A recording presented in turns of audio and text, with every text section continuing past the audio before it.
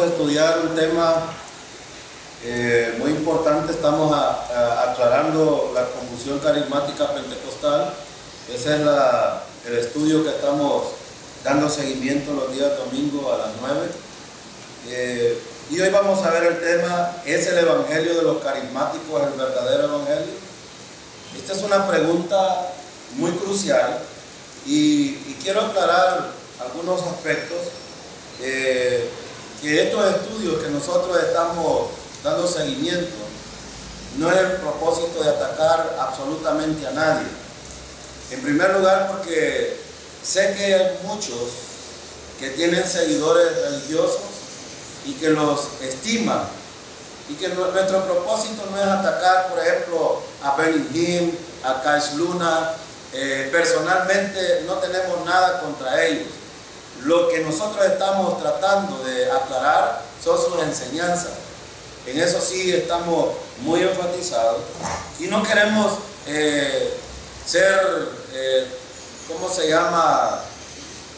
tratar de humillar a nadie con estos estudios tampoco, ni hacer que se cambie la iglesia.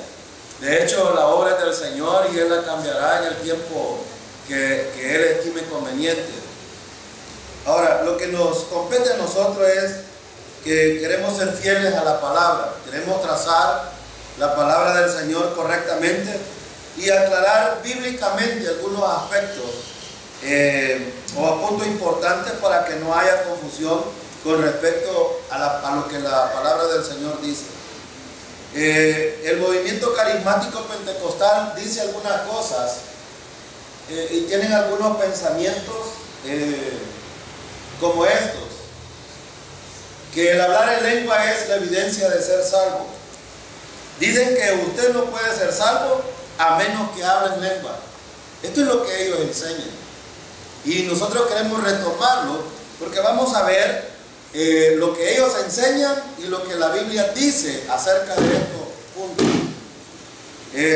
También ellos piensan que tienen que invitar a Cristo a entrar en su corazón.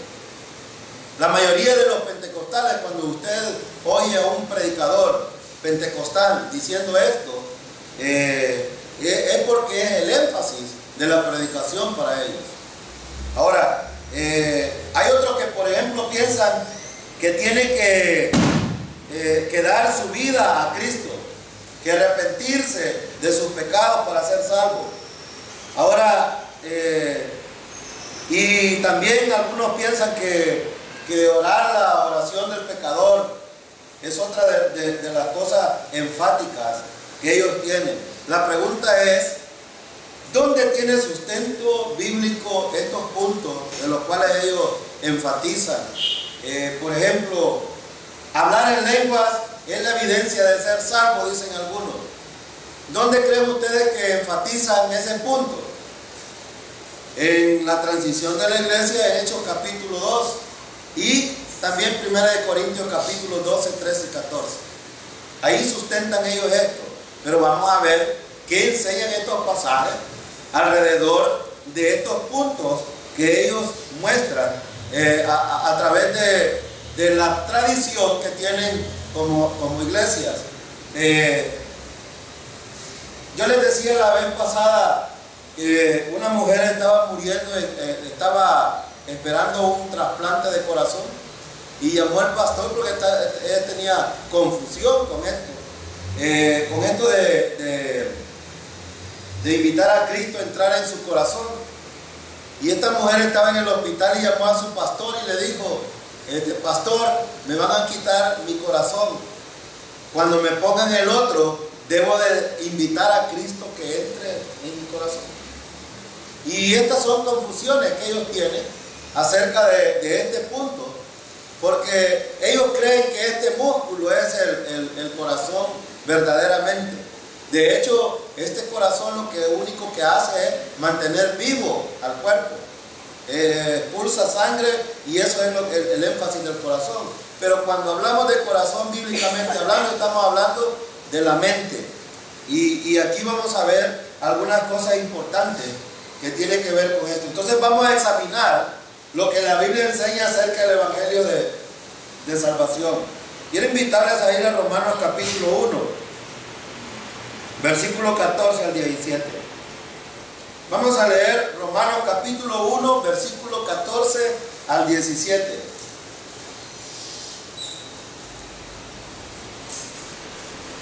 Romanos 1, 14 al 17. Dice así: tanto a griegos como a bárbaros, tanto a sabios como a ignorantes, soy deudor. Así que, en cuanto a mí, pronto estoy para anunciaros el Evangelio, también a vosotros que estáis en Roma. Porque no me avergüenzo del Evangelio, pues es poder de Dios para salvación a todo aquel que cree, al judío primero y también al griego. Porque en él la justicia de Dios se revela por fe y para fe, como está escrito: pero el justo vivirá por la fe. Si ustedes notan en estos pasajes, Pablo dice en el versículo 14: pronto estoy a anunciaros. Pronto estoy a anunciaros. En el versículo 15 lo dice. Ustedes se fijan en el versículo 15, dice: así que en cuanto a mí, pronto estoy a anunciaros. ¿Anunciaros qué? El Evangelio. Esto es bien importante notarlo en este punto, porque para entender mejor lo que significa la palabra naturaleza, necesitamos pensar en algunas cosas. Por ejemplo, la naturaleza de la salvación, ¿en dónde está basada? No en, por ejemplo, invitar a Cristo que entre en su corazón, no en hablar en lengua para ser salvo. Y vamos a ver por qué. Porque Pablo, el énfasis de Pablo para la salvación está en ¿qué? En el versículo 15. Dice Pablo, miren, noten lo que dice: así que en cuanto a mí, pronto estoy a anunciar el Evangelio también a vosotros que estáis en Roma. ¿Por qué? Porque Pablo no limita este Evangelio para diversidad de personas a fin de que puedan ser salvos. Si ustedes se fijan, dice el versículo 14: a griegos, a no griegos, a sabios, a no sabios. Es decir, no hay límite para la salvación. No es porque cuando los carismáticos o pentecostales limitan la salvación a las personas que hablan en lengua, a las personas que invitan a Cristo, a las personas que hacen esto, hacen lo otro, entonces no están enfatizados alrededor de un mensaje que es para todas las personas.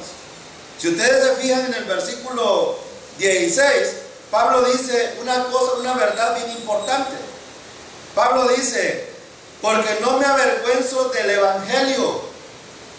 Noten que en el versículo 15 Pablo habló anunciar el Evangelio. Versículo 16 Pablo dice: no me avergüenzo del Evangelio. Ahora, ¿pero por qué?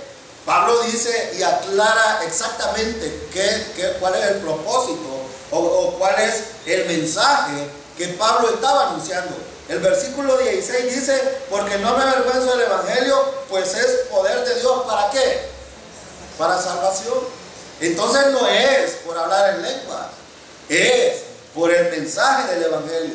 Ahora, pero cuando nosotros hablamos de esto, necesitamos tener claro varias cosas. El Evangelio tiene una naturaleza, pero también es un mensaje que se debe de predicar. Y Pablo dice aquí que es el poder de Dios, no es algo que el hombre hace.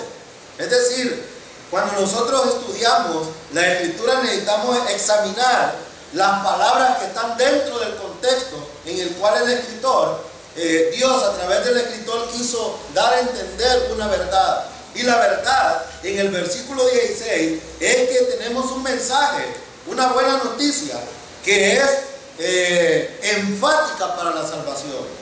Nadie puede ser salvo a menos que escuche este mensaje.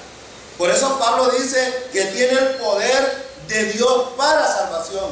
Y Pablo aclara exclusivamente que no hay límites para las personas en cuanto a la salvación.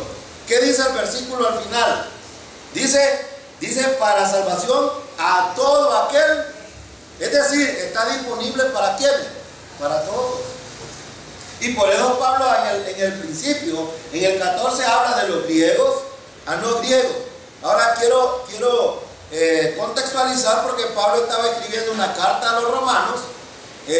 Los romanos era una, ¿cómo se llama? Era un pueblo, una nación distinta a los judíos. ¿Y por qué es importante esto? Porque los judíos pensaban que la salvación solo era para ellos. Pablo ahora dice, están equivocados ustedes. La salvación es para todo aquel que habla en lenguas, que profetiza, que es santísimo, que no peca. No, Pablo no dice eso. Pablo dice para todo aquel que cree. Ahora, ¿será que los que creemos en el Señor, hermano, no somos o no seguimos pecando? Claro que sí, seguimos pecando. Tenemos problemas con esto. Pero Pablo no limita aquí el asunto de la salvación. Es más, la salvación, Pablo habla de dos tipos de personas también ahí. Habla de los sabios y no sabios. ¿Por qué? Porque recuerden que los romanos, dentro de su élite, tenían mucha gente sabia. Y de ahí surgen muchos sabios que han escrito grandes libros y que hasta el día de hoy son usados en las escuelas. Por ejemplo, Aristóteles, Platón, Baldor y un montón de sabios. Pero recuerden que los romanos, cada una de las personas se consideraba en su particular creencia dioses. Y por lo tanto, Pablo dice, bueno, la salvación está disponible para los sabios, pero también para los que no son sabios. Es más, Pablo allá en los Corintios dice que lo vil y menospreciado de este mundo llamó Dios para avergonzar a quién. Porque los sabios, con su sabiduría, quieren hacer notar que la salvación es a través de otras cosas y no a través del Evangelio. Y Pablo dice aquí que el único que tiene el poder de salvar es el Evangelio. Y en el versículo 16 dice, pues es poder de Dios para salvación a todo aquel que cree. Y Pablo dice dos cosas importantes al final: al judío primeramente y también al griego. Y en este contexto, ¿por qué habla de solo dos pueblos? Judíos y griegos. Porque la carta fue escrita a los romanos y los romanos eran griegos. Eran de esa ¿cómo se llama? Nacionalidad. Pero esto significa que solo a ellos está hablando Pablo. No. Pablo, en la expresión a todo, está abarcando a toda la raza humana. Es decir, que no tiene límite. Pero Pablo también, en el versículo 17, dice la manera como una persona puede ser salva. El mensaje está disponible para todos. Pero también Pablo dice en el versículo 16 que hay una sola condición para la salvación. Y dice a todo aquel que cree. ¿Que cree qué? La buena noticia del Evangelio. Ahora, voy a explicar un poco más adelante esto, pero en el versículo 17, noten el asunto que Pablo va a tratar. Dice Pablo, porque en él la justicia de Dios se revela por fe y para fe, como está escrito, pero el justo vivirá por la fe. Entonces, ¿cómo se hace esto? ¿Qué es el creer? En el versículo 16 es poner su confianza en el Señor. En esta versión que yo estoy leyendo, que es la versión moderna, hay una expresión que dice, porque en él. ¿Está hablando de qué? Del Evangelio. Está hablando de la buena noticia. Porque en el versículo 16, él está diciendo que es poder de Dios para salvación. ¿El qué? El Evangelio. Pero también quiero aclarar un asunto. ¿En quién se enfatiza el Evangelio? En Cristo Jesús. Y la obra redentora para toda la humanidad. Entonces, cuando Pablo dice en el versículo 17, porque en él, está refiriéndose a los dos aspectos. En la buena noticia del Evangelio, pero también habla de Jesucristo como el Redentor. Redentor, que es la obra redentora para la humanidad. Ahora, En el versículo 17 dice, la justicia de Dios se revela. ¿Cómo se revela? Solo es por fe, no es por hablar en lenguas. Mi hermano Antonio estaba muy atónito en Estados Unidos una vez, porque tengo otro hermano allá en Estados Unidos que él andaba muy afanado con esto de la profecía y las lenguas y todo esto. Y llegó un predicador, no sé si es guatemalteco este hombre, se me ha olvidado el nombre también, Ronnie Chávez, y llegó, y entonces después de que terminó su predicación, empezó a decir, bueno, vamos a hacer 3 líneas, una línea para los que quieren profetizar, una línea para los que quieren hablar en lengua y otros para los que quieren dones de sanidad. Y dice que mi hermano se fue a parar en la línea donde había don para profecía. Y aquel hombre tiraba a la gente y la gente se devanaba en el suelo ahí cuando lo tiraba. Y dice que a él le pegaba y él no sentía absolutamente nada. Dice que dio la vuelta y se sintió fracasado totalmente. Totalmente. ¿Por qué? Porque ese es un show lo que hacen estos predicadores. No es verdad. Y en algunos casos que suceden algunas cosas sobrenaturales, son manifestaciones no de Dios, sino del enemigo. Y en esta materia, en esta conferencia, en estos mensajes que estamos estudiando, vamos a ver hacia dónde en el pasado la iglesia, cuando había una manifestación de Dios, hacia dónde eran tirados los creyentes y hacia dónde eran tirados los inconversos.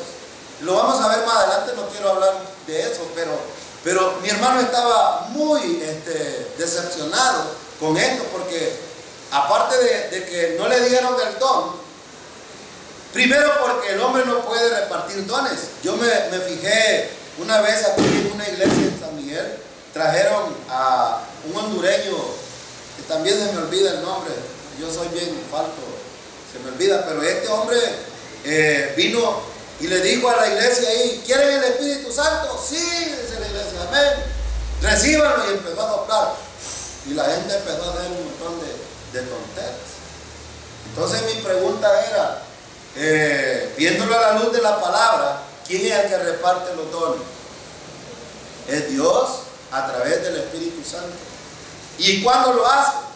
En el momento de la salvación. ¿Hay alguna manifestación? No. ¿Sintió usted cuando el Espíritu Santo cayó sobre usted? No. Si usted ha sido salvo, tiene el Espíritu Santo, y no nos asaltó a nosotros el llorar, el hablar en lengua, porque algunos creen que la manifestación de haber recibido el Espíritu Santo es que sentí un fuego. Eso es mentira, hermano. Cuando el Espíritu Santo entre nosotros no sentimos absolutamente nada, y eso vamos a verlo en estos estudios. Pero Pablo dice aquí, dice Pablo, que la salvación es poder de Dios es el poder de Dios a todo aquel que cree. Y en el versículo 17 dice, porque la justicia de Dios se revela por fe y para fe. Es decir, ¿qué quiere decir Pablo con esto? Pablo está diciendo, ¿saben qué? La justicia que fue a través de Jesucristo se revela por fe, no es por manifestaciones extrabíblicas, no es por experiencias, no es por cuestiones de sentimiento o alguna experiencia que la gente tiene, no es por eso. Es por tener una convicción en nuestra mente de lo que está sucediendo es verdadero. Es decir, ¿cuándo es que la justicia de Dios se revela en una persona? Cuando cree que el sacrificio de Cristo es suficiente para la salvación. Ahora, ¿y por qué dice Pablo por fe y para fe? Porque, hermano, la salvación es por fe, pero la vida práctica también es por fe. Y por eso Pablo dice aquí, mas el justo por la fe vivirá. ¿Cómo debemos de vivir los creyentes? Por fe. Si usted ha confiado en Cristo, hermano, no debe de estar luchando. Porque algunos allá afuera dicen, ¿cómo está, hermano? Aquí luchando. Cuando alguien viene luchando, le digo yo, pues ya se va a morir. Tenía un compañero que así me decía al principio. Algunos de ustedes lo conocen, le digo, ¿cómo está, hermano? Luchando, perseverando. Y me decía cómo él tiene un hijo. Y le digo yo, pues ya te va a morir. Porque se va a cansar y se va a afanar tanto que si sigue luchando va a fracasar. ¿Y por qué me dice? Porque la vida cristiana se vive por fe, así como ha sido salvo. Y cuando él entendió, me dice, es que no hay otra manera realmente. Si no, los creyentes vamos de fracaso en fracaso. Y Pablo lo está diciendo aquí en el versículo 17. Por fe y para fe, como está escrito. Pero el justo vivirá por la fe. No voy a detenerme en la palabra justo, porque esa palabra ya la hemos explicado. Y la estamos explicando también en el otro estudio. Pero no es que hemos hecho, somos justos prácticamente, pero sí hemos sido justos en el punto de la salvación. Es decir, la justicia de Dios que fue en Cristo Jesús fue imputada también a nosotros. Es decir, cuando nosotros hablamos de la justicia de Dios, hay una inmensidad de conceptos que nosotros podríamos utilizar. Por ejemplo, hemos sido revestidos con una nueva vestidura. Y esto es lo que no entienden, por ejemplo, algunos pentecostales, cuando dicen, sin santidad nadie verá al Señor. Hermano, nosotros tenemos la santidad ya. Claro que sí. Y esa santidad nos va a permitir que en el futuro veamos al Señor, no por lo que nosotros hagamos. Es que ni la salvación, ni la santificación, ni la glorificación depende de nosotros, sino depende del Señor. Pero también en nuestra vida práctica debe de ser un caminar en dependencia del Señor. Y esa es la vida victoriosa de un creyente. No que a través de la fe no vamos a tener pruebas y problemas. No estamos hablando de eso. Los creyentes, hermanos, tenemos pruebas cada momento. Cada momento tenemos dificultades. Y cada uno lidera con algunos problemas. Pero a través de esos problemas podemos depender del Señor y caminar en dependencia del Señor. Y Él en un momento hará lo que tenga que hacer. Entonces, esto es muy importante notarlo, que la naturaleza del Evangelio es que es un mensaje que se predica. Si ustedes ven en el versículo 14, Pablo, y versículo 15, Pablo está hablando de un mensaje que es necesario predicar. Y tiene una naturaleza. Es decir, por ejemplo, ¿cuál es la naturaleza de un gato? ¿Cuál es la naturaleza de un gato? Comer ratones. Esa es la naturaleza del gato. ¿Cuál es la naturaleza de un gavilán? Volar, porque él es ave. Esa es la naturaleza de él. Yo un día de esto, bueno, ayer creo que fue, la hermana trajo a Miguelito, y Miguelito es bastante inquieto, pero es niño. Su naturaleza como niño, ¿cuál es? Pues jugar, brincar, saltar, es decir, esa es su naturaleza como niño. Y a veces los adultos quieren cohibir que esa naturaleza sea desarrollada, pero es su naturaleza. No podemos hacer que un niño sea adulto siendo niño. Y no podemos hacer que un adulto sea niño tampoco. No podemos. Nuestra naturaleza ya está determinada. Pero en cuanto a la naturaleza del Evangelio, es que es un mensaje que debe de ser predicado. Ahora, ¿por qué? Porque también el mensaje del Evangelio es la buena noticia de Dios al hombre. ¿Qué dice el versículo 16? Porque no me avergüenzo del Evangelio, pues es poder de Dios. ¿De dónde viene? Es de Dios a los hombres. No es algo que el hombre tiene que hacer. Y aquí es la equivocación de muchos acerca del Evangelio. El Evangelio es la buena noticia de Dios en favor de los hombres. No es algo que el hombre puede hacer para Dios. Y aquí está la equivocación de mucha gente. Por eso es que el versículo 16 es bien enfático. Pero tenemos otra cosa importante aquí. La fuerza, el enfoque del Evangelio, ¿quién es? Es Jesucristo. Noten el versículo 16 que dice: Porque no me avergüenzo del Evangelio, porque es poder de Dios para salvación a todo aquel que cree. ¿Que cree qué? El Evangelio. ¿Y qué es el Evangelio? Que Cristo murió por nuestros pecados, conforme a la Escritura. Que fue sepultado y que resucitó al tercer día, conforme a la Escritura.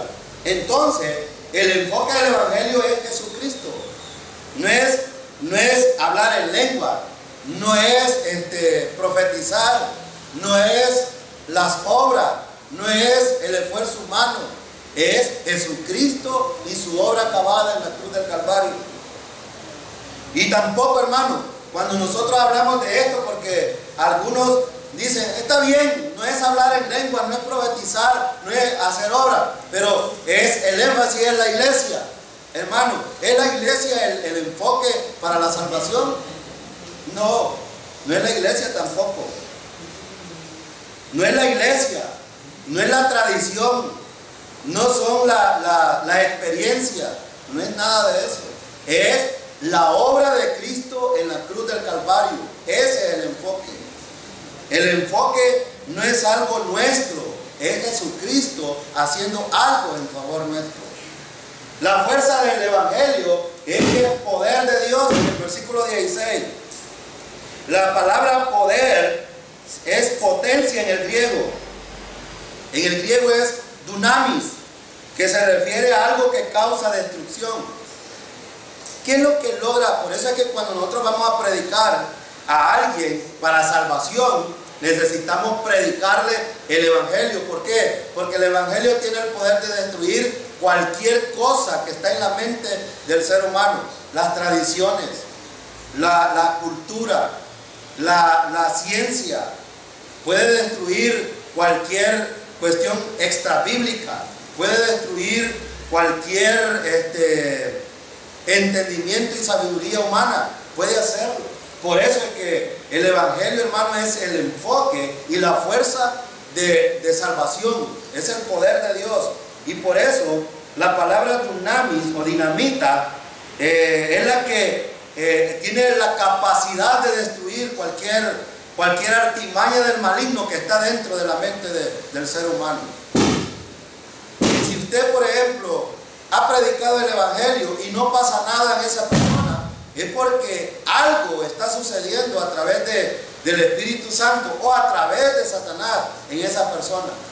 Saben que yo he predicado el Evangelio por ya varios años a una persona y le digo un día, mire, la salvación es porque Cristo murió por nuestros pecados, Él pagó en la cruz del Calvario, y el siguiente día le vuelvo a preguntar y ya no se acuerda. ¿Pero qué creen ustedes que está pasando ahí? El enemigo está trabajando fino. Pero yo tengo la convicción que en cualquier momento va a entender el mensaje del Evangelio. Lo va a entender. ¿Por qué? Porque es poder de Dios. Y yo no tengo absolutamente nada que decir en contra de esto, porque es Dios actuando a través del Espíritu Santo en el tiempo que Él lo estime conveniente. Ahora, pero también tiene un propósito. El propósito del Evangelio es traer salvación, lo dice el versículo 16. El propósito del Evangelio es traer salvación. No anunciamos el Evangelio para que la gente venga a nuestros templos. Si nosotros, hermanos, somos 80, si somos 50, no interesa. Si la gente se viene añadiendo aquí a esta denominación, no debe de ser el énfasis nuestro.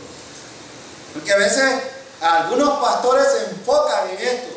Quiero llenar el templo, pero generalmente los templos están llenos de gente religiosa, inconversa, y por eso hay tantos problemas en la congregación. Y algo bien importante aquí, que no debe de ser el énfasis tampoco de que nos admiren. Un pastor no debe de estar predicando para que admiren su predicación. El énfasis, si ustedes se fijan, el énfasis de un predicador que predica la sana doctrina es siempre Cristo muerto en la cruz en favor de los pecadores. Si no, si hay alguien que esté enfatizado en el dinero, en las sanidades y en otras cosas, va a presentar un mensaje sutil que no tiene nada que ver con la salvación de las personas. Pero el propósito del Evangelio es traer salvación a las personas. Nosotros hemos enfatizado vez tras vez en cada predicación a Cristo crucificado en la cruz.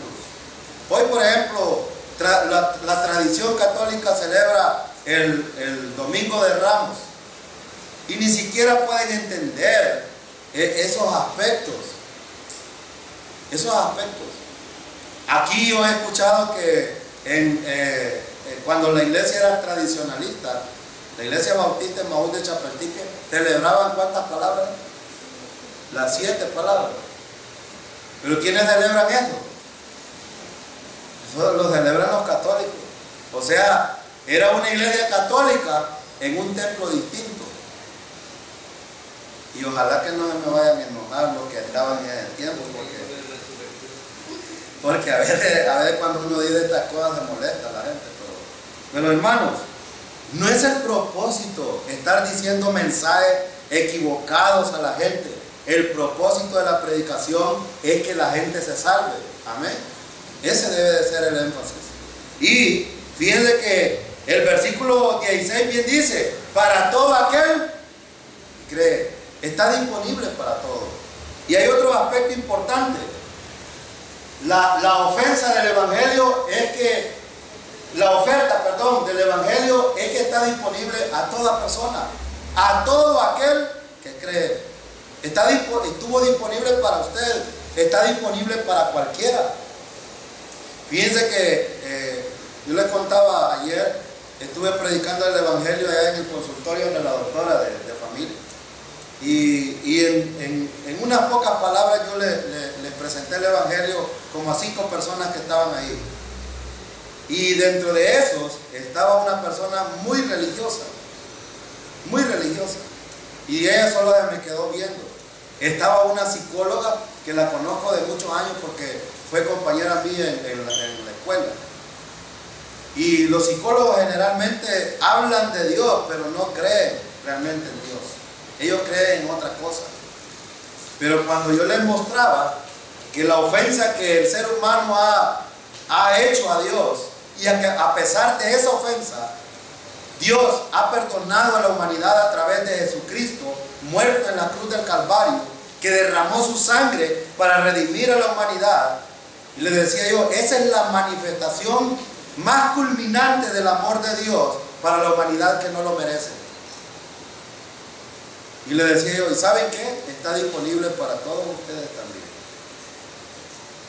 Y una persona, esa psicóloga, solo se agachó, porque algunas veces ella publica en las redes sociales algunas cosas y yo algunas veces le he criticado. Y esa vez tuve la oportunidad de hablarles del Evangelio, porque está disponible para todos. Yo podría decir, no, esta es psicóloga, esta no va a entender. No, esta es una religiosa, no va a entender. Ah, no, es que este es el alcalde, es que este es un borracho, o es que este es un marero, o que este es esto. Hermano, está disponible para todos. Para todos. Entonces no hay que andar escogiendo, este sí, porque entonces daríamos como los calvinistas. Los calvinistas piensan que la salvación es para los elegidos de Dios. El hermano Jorge sí se salvó, pero la hermana Gemma no, es muy pecadora. Ella no. Así dicen los calvinistas. Él sí, él no. Que Dios hace así. Si Dios hiciera así, hermano, entonces, ¿cómo sabríamos nosotros que esa persona está elegida por Dios? Aquí vamos a aclarar en estos estudios ese punto de los calvinistas más adelante. Pero la oferta del Evangelio es para todos. No hay exclusión. ¿Se podría salvar el Papa también? Claro que sí. Ahora, el problema no es Dios con su oferta a la humanidad. El problema es la humanidad que no quiere nada con Dios. Ese es el mayor problema. Y otra cosa importante, la respuesta del Evangelio es simple. Es tan simple, hermano. Salvarse, yo le decía a una persona en diciembre, allá en Estados Unidos le decía yo, es que la salvación es tan fácil que solo necesita creer que lo que Cristo hizo es suficiente. Pero también condenarse es tan fácil. No crea en Cristo que pagó el precio por su pecado y ya está condenado. Y la gente dice, ¿es usted capaz de condenarme a mí? No, ni Dios lo condena. Que dice Juan capítulo 3 versículo 17, porque no envió Dios a su Hijo al mundo para condenar al mundo, sino para que el mundo sea salvo. Si Dios no lo condena, si Cristo no lo condena, que tiene la potestad de hacerlo, si ellos no lo condenan, entonces ¿cómo podría yo condenar a alguien? Al contrario, el mensaje que nosotros lanzamos es el mensaje del poder de Dios para salvación a todo aquel que cree. Y Juan 3:18 dice, el que en él cree no es condenado, pero el que no cree ya ha sido condenado. Así es de que solo hay dos tipos de personas en el mundo: los salvos por gracia, por la fe en Cristo solamente, y los condenados por no haber puesto su confianza en el Señor. Punto. No hay otra cosa que discutir. Ahora, hay otro aspecto importante también aquí. La extensión del evangelio era ¿a quiénes? Al judío primero y también al griego. Versículo 16. Versículo 16 dice, al judío primero y también al griego. En este tiempo Pablo estaba hablando a dos grupos de personas, a los judíos en la sinagoga y a los romanos que eran considerados griegos porque se habían unido las dos culturas. En este tiempo podría decir al judío y al gentil. Es decir, al judío como nación exclusiva, aparte que Dios ha apartado, que Dios ha elegido, y a toda la raza humana en general que somos nosotros, sean puertorriqueños, cubanos, norteamericanos, ingleses, sean etcétera, sean de cualquier nacionalidad. Este mensaje es para todos y no hay exclusión aquí. Ahora, hay otro aspecto relevante aquí. La revelación del evangelio gira alrededor de la justicia de Dios. La justicia de Dios habla cómo un pecador puede ser declarado justo delante de Dios. No, hay una distinción aquí importante, que Dios nos declara inocentes, para que entendamos en el buen salvadoreño. Cuando nosotros venimos, confiamos en Cristo como nuestro Salvador, lo que pasa es que Dios, el juez justo, nos declara inocentes delante de Él, a través del sacrificio de Cristo. Nosotros somos declarados inocentes. Esa se llama justicia de Dios. Hemos sido justificados, hemos sido declarados justos, no hechos justos, porque la gente quiere ver que nosotros seamos, pero hasta con la plomada bien tirada, ¿verdad? Entonces, la justicia de Dios habla de cómo un pecador puede ser declarado justo delante de Dios. No es que seamos justos prácticamente hablando, porque seguimos teniendo problemas nosotros. Sí, tenemos muchos problemas. Mentimos, hablamos mal de las otras personas, tenemos malos pensamientos, robamos, etcétera, etcétera. Todavía tenemos problemas con esto. ¿Deberíamos de no tenerlo? Ya deberíamos de no tener estos problemas.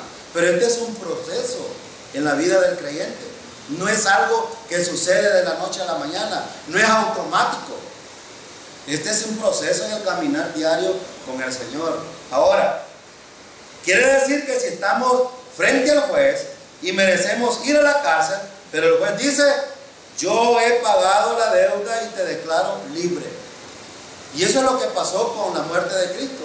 Al pagar Cristo lo que nosotros debíamos de pagar, Dios nos liberta y nos deja en libertad ahora. Y somos declarados sin culpa delante del juez, que es Dios.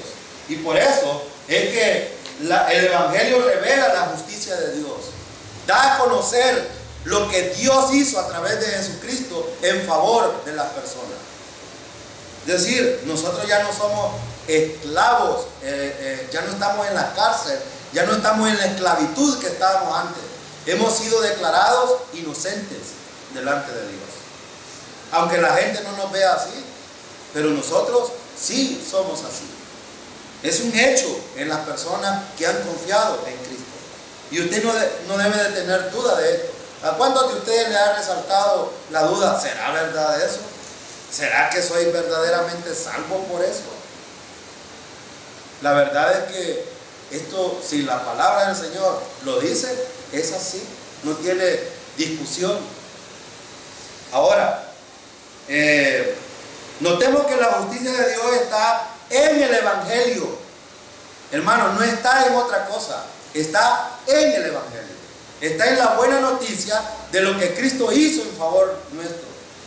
No en la iglesia, no en la religión, no en los ritos. Por eso es que insistimos nosotros con la cena del Señor, insistimos con el bautismo. Porque el bautismo y la cena del Señor nos permiten a nosotros públicamente expresar lo que ya hemos creído del Señor. Si usted va al agua, lo que está haciendo es un rito. ¿Pero qué significa ese rito?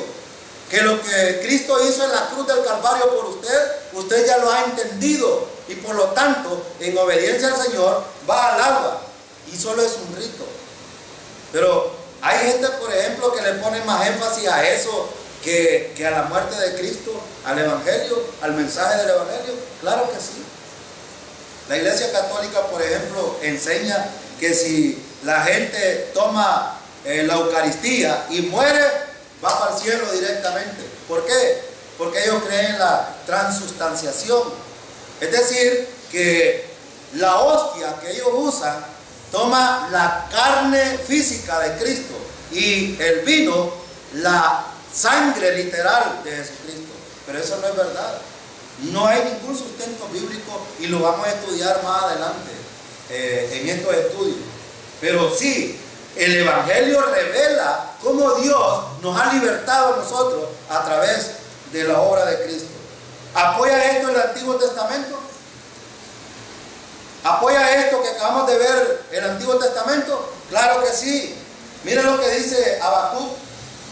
Habacuc 2:4. ¿Qué dice? Mas el justo.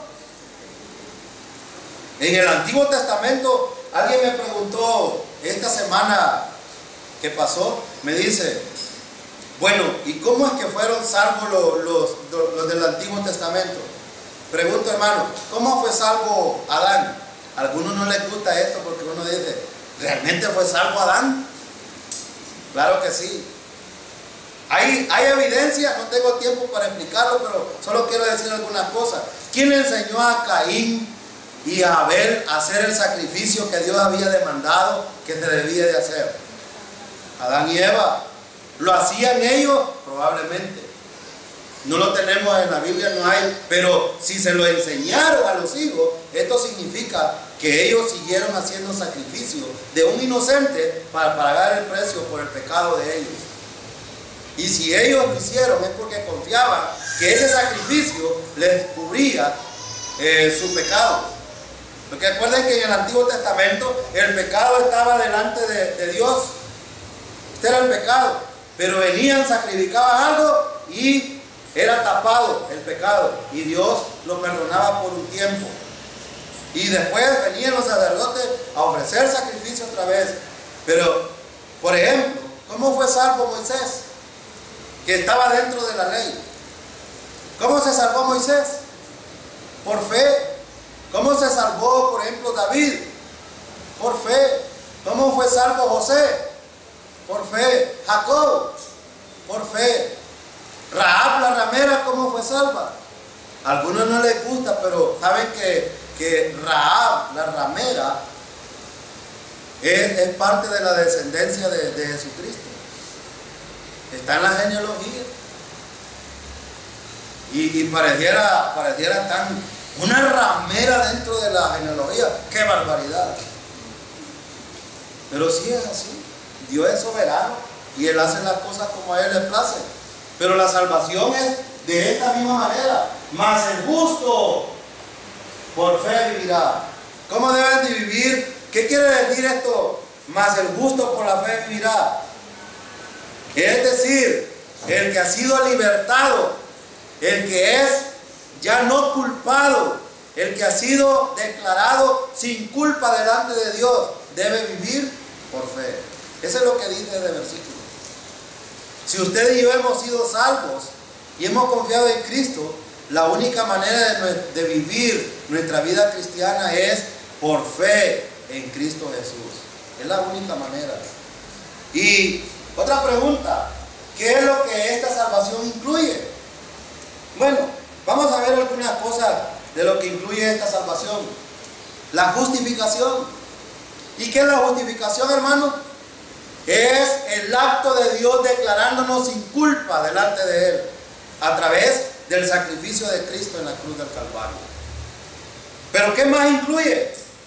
La santificación. Esto lo explicó el hermano B del domingo perfectamente. No tengo más cosas que decir. Pero hermano, hemos sido declarados santos delante del Señor en el momento de la salvación. Sí, sí, no tenga duda de eso. Ayer estaba leyendo en el Facebook, Monseñor Rosa Chávez estaba diciendo de que el Papa quiere venir a canonizar a Monseñor Romero y a no sé quién más a hacer. Ajá, entonces, y algunos ahí sería muy bueno que el santo, y bueno, y les escribo yo, ¿han leído acaso ustedes que un pecador puede declarar santo a otro pecador? Y me escribe uno, ignorante, me escribió uno, ignorante. ¿Cómo es posible que al santo 3 veces santo llames pecador? Hermano, ¿es pecador el Papa? Él mismo lo ha dicho. Yo no sé por qué, bueno, pero esto tiene que ver con Satanás, por lo cual.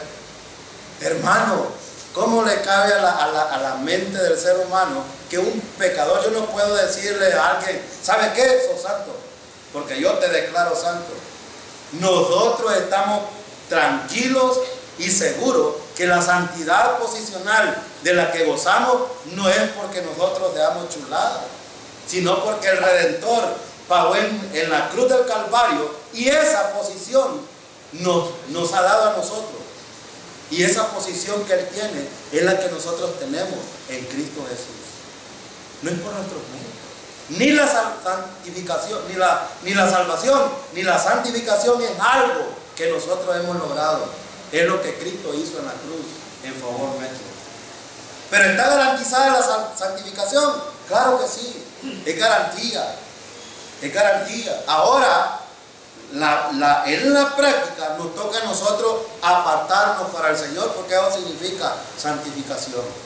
Cuando usted decidió ir por la mañana, me levanto temprano, desayuno, voy a alistarme, me voy para el estudio temprano, eso se llama santificarse. Y es lo que dice Pablo en Romanos capítulo 12, que presentéis vuestros cuerpos en sacrificio vivo, santo, agradable a Dios, que es vuestro culto racional. Cuando usted toma la decisión de venirse temprano aquí, usted está santificando para el Señor. Es que la santificación no tiene, hermano, absolutamente nada místico. Nada místico. Solo tiene que ver con una decisión personal de apartarse para el servicio al Señor. Nada más. Esa es la santificación práctica. La santificación posicional no es afectada absolutamente en nada. Usted puede, y no estoy llamándolos a pecar, pero usted puede cometer un pecado y esa santificación no es afectada, porque no depende de nosotros, sino de lo que Cristo hizo en la cruz del Calvario. Y si fuera poco, tenemos garantizado la glorificación. Lo que hemos sido justificados, hermanos, en el futuro está garantizado. Si estamos en el sepulcro, tenemos garantizado que ese cuerpo que está hecho polvo se va a vestir de inmortalidad y se va a transformar en un cuerpo incorruptible en el futuro. Y si estamos vivos y el Señor viene, este cuerpo corrupto se vestirá de incorrupción. Y eso está garantizado. ¿Y quién nos garantiza eso? Lo que Cristo hizo en la cruz del Calvario, no lo que yo he hecho. Ninguna de las tres cosas que ustedes ven aquí son algo que nosotros hemos hecho.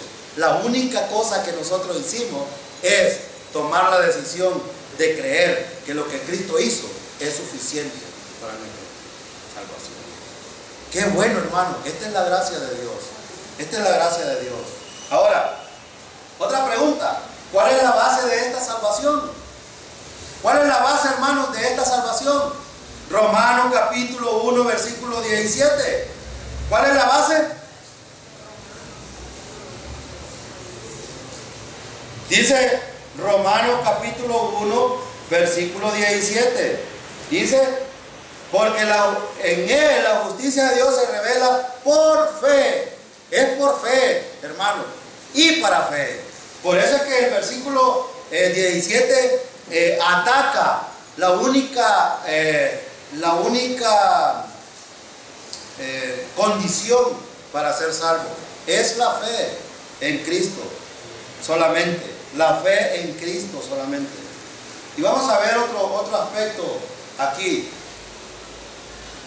Primera de Corintios 1:17. Vaya rápido allá, Primera de Corintios 1:17.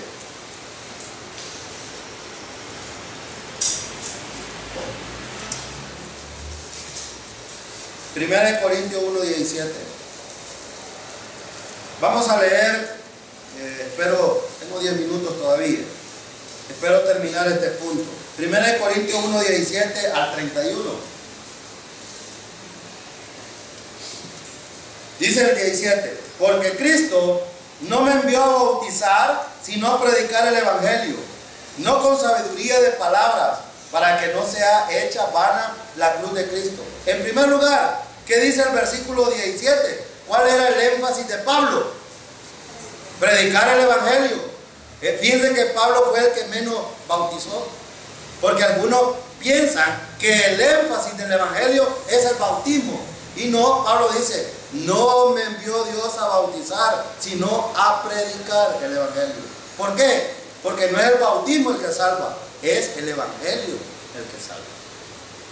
Y por eso Pablo estaba bien claro aquí en este punto. Versículo 18, porque para los que se pierden, el mensaje de la cruz es locura, pero para nosotros que somos salvos es poder de Dios. Noten lo que dice el versículo 18, porque para los que se pierden el mensaje de la cruz es locura. Cuando usted le predica a alguien que Cristo murió por sus pecados, que fue sepultado y que resucitó al tercer día, ¿saben qué dicen algunos? No, hombre, qué fácil es eso. ¿Cómo vas a creer? ¿Por qué? Porque la tradición ha enseñado que el ser humano necesita hacer algo. En otras palabras están diciendo, Dios hizo el 80% y nosotros necesitamos hacer el 20%. Eso es lo que dice la Escritura. Bueno, Pablo dice aquí, porque para los que se pierden el mensaje de la cruz es locura, pero para nosotros que somos salvos es poder de Dios. Es el poder de Dios actuando en los seres humanos. Versículo 19, porque está escrito, destruiré la sabiduría de los sabios y desecharé el entendimiento de los entendidos. Ahora, este es un versículo del Antiguo Testamento, pero dice Pablo, destruiré la sabiduría de los sabios y desecharé el entendimiento de los entendidos. ¿Por qué Pablo estaba diciendo esto? Porque hay muchos intelectuales que quieren poner su intelectualidad a favor de ellos en vez del mensaje del Evangelio. Su sabiduría en vez del Evangelio. Y el Evangelio es tan sencillo en sí el mensaje, que la gente dice, no es posible. Hay un hombre que me dijo, estás loco, me dijo, ¿cómo vas a creer que solo porque un hombre pagó en la cruz me voy a salvar? Es más, ayer estaba escuchando a un sacerdote en las redes sociales que dijo que Dios no existe, que lo que los seres humanos necesitamos hacer es dedicarnos a una vida piadosa alrededor de la gente para poder algún día ser salvos. Y dije yo, qué absurdo, porque el único que puede, el que tiene un lugar preparado para la salvación es Dios. Y si Dios no existe, no hay un lugar donde puede pasar la eternidad alguien en salvación. Pero mire, los sabios, estos son los sabios y entendidos. Pero él dice el versículo, destruiré la sabiduría de los sabios y desecharé el entendimiento de los entendidos. ¿Por qué? Porque el evangelio destruye cualquier artimaña de la gente que tiene error en su mente. Versículo 20. ¿Dónde está el sabio? ¿Dónde está el escriba? ¿Dónde está el disputador de esta edad presente? ¿No es cierto que Dios ha transformado en locura la sabiduría de este mundo? Y fíjense que algunos dicen, bueno, entonces Dios es responsable, pues. Porque este versículo que dice, el versículo 20, miren en la parte final dice, ¿no ha enloquecido Dios la sabiduría del mundo? Entonces si los sabios están locos porque Dios los hizo así, entonces es responsable. ¿Es verdad esto? No, es que Dios los ha dejado en libertad. Fíjense que, por ejemplo, ¿a quién le ocurrió hacer solo para ponerle un ejemplo, a un sabio y entendido se le ocurrió hacer un fusil y una bala para que pueda hacerle daño a otro? Estos son los sabios. Estos son los sabios.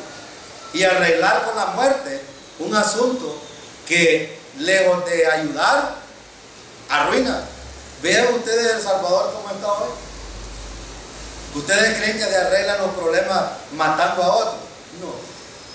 Pero entonces los sabios de este tiempo creen que así es. Por ahí anda otros sabios que creen que haciendo guerra entre ellos y estando tirando de las piedras entre ellos, creen que arreglan la situación del país.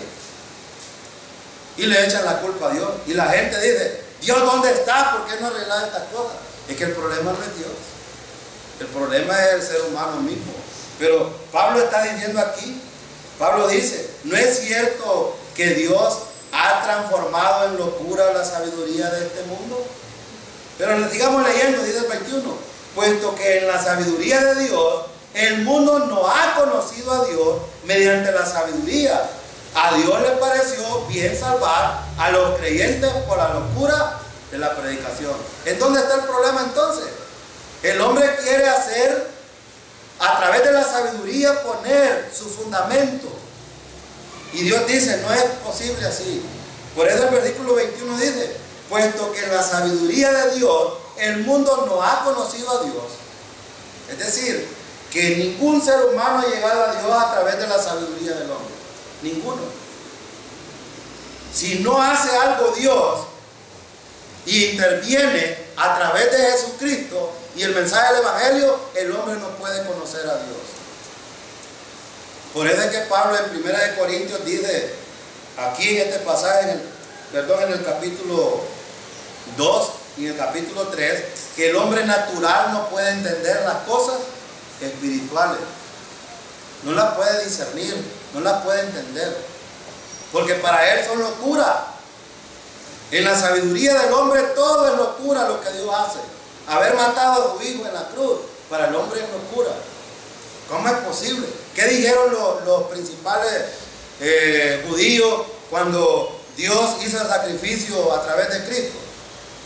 Bueno, fueron tan chabacanes que todavía al tercer día resucita Jesucristo. Los soldados van y le dicen, miren, se levantó el que estaba en el sepulcro, resucitó. Y ellos le dicen, tomen esta moneda, váyanse y cállense y no digan nada. Hasta ese punto llega la sabiduría del hombre. Pero por eso dice el versículo, a Dios le pareció bien salvar a los creyentes por la locura de la predicación. Hermano, si a nosotros nos pueden decir locos, y está bien que nos digan locos, porque nos han lavado el cerebro, el Señor nos ha lavado el cerebro con eso que ellos piensan que es locura, que es el Evangelio. Y miren lo que dice el versículo, a Dios le pareció bien salvar, ¿a quiénes? a los que creen, dice a los creyentes. Porque el sabio, ese indocto, ese que no quiere entender, ¿cómo le llama a él? Loco. Los locos. Ahora, veamos otro asunto, versículo 22. Porque los judíos piden señales. Los judíos siempre han andado buscando algo. Y no es lo mismo que es el católico. Si no ve algo, no cree.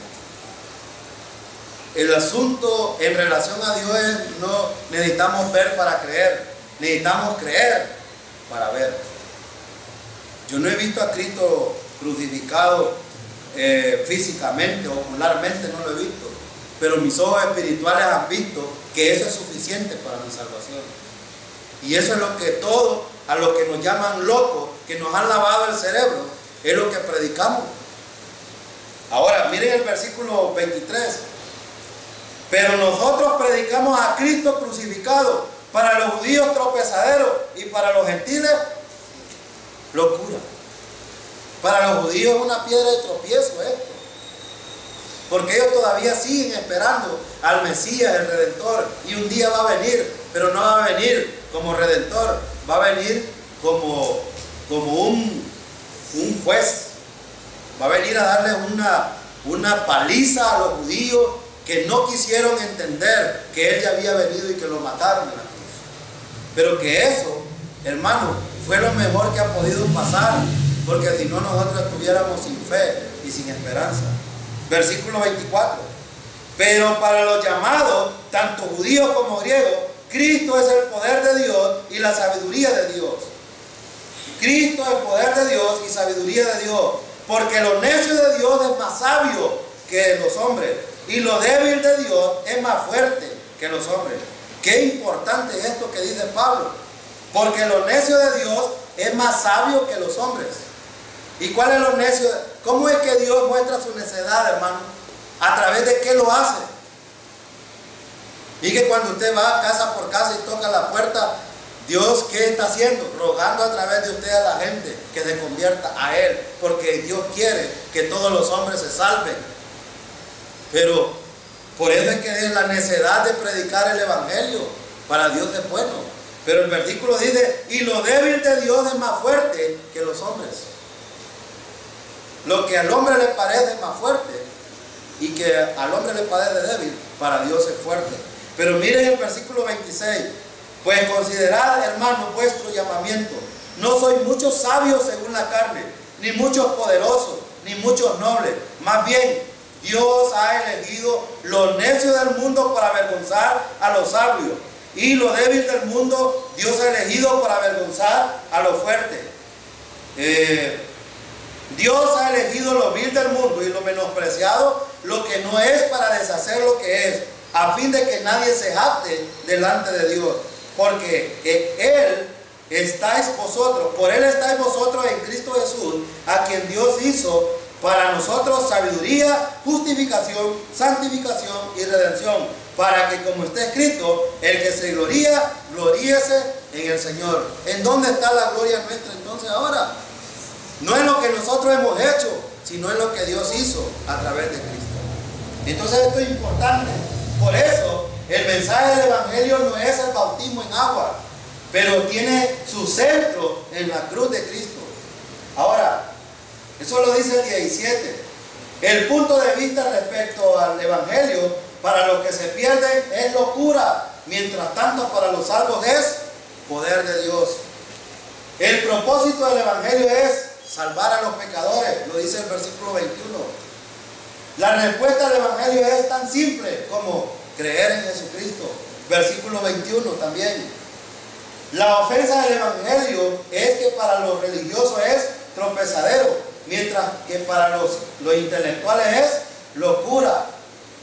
Los receptores del Evangelio tendieron a ser primeramente los necios, los débiles y los menospreciados de entre los hombres. Versículos 26 y 28. El objetivo final del Evangelio es dar gloria a Dios y no al hombre. ¿Qué dice el versículo 31? Para que, como está escrito, el que se gloría, gloríese en el Señor. La gloria sea para el Señor, hermano, no para el ser humano. porque es lo que Dios hizo en la cruz del Calvario, es lo que nos lleva a Dios, no lo que nosotros hagamos nos lleva al Señor. Entonces, nos vamos a quedar en este punto y en el próximo estudio vamos a ver cómo Dios trata con los seres humanos en esta misma carta a través del apóstol.